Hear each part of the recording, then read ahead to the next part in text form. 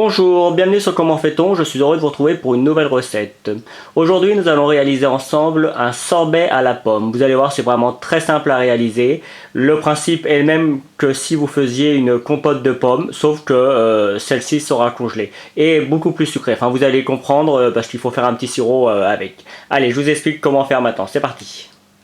Première chose à faire pour réaliser ce délicieux sorbet à la pomme, on prend une casserole, on met l'eau ainsi que le sucre en poudre dedans et on va l'amener à ébullition.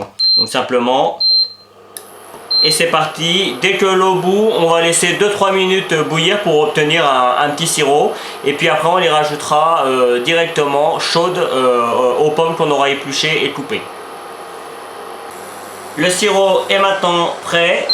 On va l'éteindre et on va pouvoir l'ajouter aux pommes que l'on a découpées au préalable. Comme je viens de le dire, voici les pommes. Vous voyez, je les ai coupées en quartiers grossièrement homogènes. De toute façon, on va les mixer avec un mixeur à soupe ou alors vous pouvez le faire au blender ou dans un robot ménager. À partir du moment où ça mixe, ça marche. On va les mettre tous dedans. On va rajouter notre sirop. Et alors on fait quand même attention avec le mixeur parce que le sirop étant bouillant, il faut faire attention que ça ne gicle pas trop. Sachez qu'on peut rajouter également un demi-citron. Personnellement moi je ne vais pas en mettre, mais vous pouvez très bien le faire. Ça va éviter le citron, que la pomme ne prenne de la couleur. Mais bon, moi j'aime bien le naturel, donc on va laisser ça comme ça. Allez, c'est parti. Donc vous voyez, on y va, doucement. Alors évidemment, je ne vais pas faire toute la vidéo comme ça. Le but est d'obtenir un liquide parfaitement homogène. À vous de jouer. On doit obtenir ceci. La préparation maintenant est prête à être congelée ou mise dans une sorbetière. Seulement, comme le sirop était chaud, on va le laisser refroidir une bonne heure. Si vous mettez ça dans votre sorbetière chaud comme c'est, ça va pas prendre et puis ça va user votre sorbetière, donc c'est vraiment pas une bonne idée. On laisse refroidir, de toute façon il n'y a que du sucre et de la pomme, donc il n'y a aucun risque, évidemment on filme. Si, comme on a le temps, je vais vous expliquer pour ceux qui n'ont pas de sorbetière. Simplement c'est simple, c'est la même méthode que pour la sorbetière. La seule différence c'est qu'on verse ça directement dans un saladier ou dans un petit bac à glace que vous aurez acheté au préalable. Toutes les 4 heures, toutes les heures, et cela pendant 4 heures, on retourne dans le congélateur. On enlève le couvercle, on donne un petit coup de fourchette ou un petit coup de fouet sur votre préparation de façon à éviter les cristaux.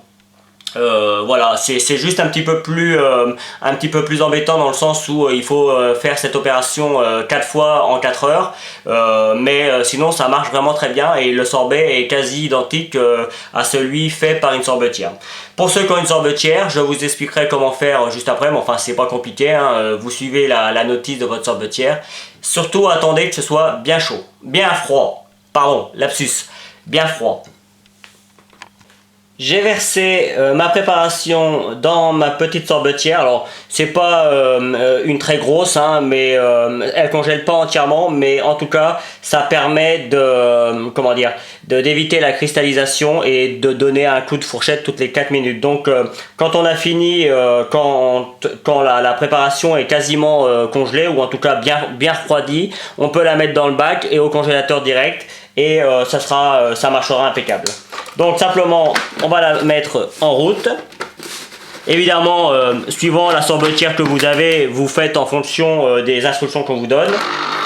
Et pour ma part, c'est parti pour facilement 45 minutes, entre 40 et 60 minutes, on va dire, pour obtenir quelque chose de bien froid, voire presque déjà de pris. Évidemment, je vous montrerai le résultat final une fois que tout sera bien glacé. Et voici le résultat final. Alors pour ma part, cela a passé toute une nuit au congélateur. Donc voilà, vous avez pu le constater, c'est vraiment très simple à réaliser. c'est délicieux. Et en plus ça coûte pas cher, hein. Alors pour les pommes j'ai pas précisé, mais le mieux c'est de prendre des Granny Smith. Et encore une fois, si vous voulez un résultat un petit peu plus blanc, n'hésitez pas à mettre un petit peu de citron. Vous verrez, vos pommes ne prendront pas la couleur un peu compote comme moi j'aime, et moi c'est voulu, c'était vraiment recherché. Voilà, j'espère que cette nouvelle vidéo vous plaira. À bientôt sur Comment fait-on.